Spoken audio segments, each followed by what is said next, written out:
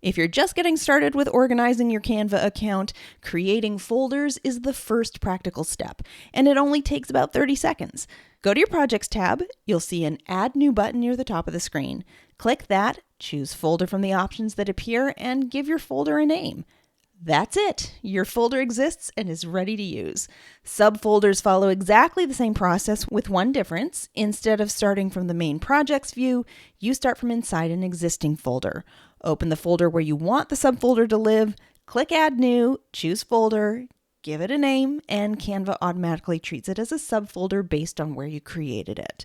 The same process works inside your Uploads tab as well. If you want to organize your imported images and videos into folders, open Uploads, click Add New, choose Folder, and name it.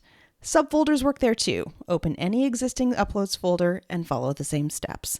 Canva currently supports up to 10 levels of folder nesting. Many people will never need anywhere near that, but it's useful to know that if one of your categories grows, you can keep building a deeper structure underneath it rather than adding more and more folders at the top level. If you want a clear starting point for organizing your entire Canva account, not just your folders, I've put together a free Canva Organization Roadmap that walks you through exactly where to begin, and I'll link it below.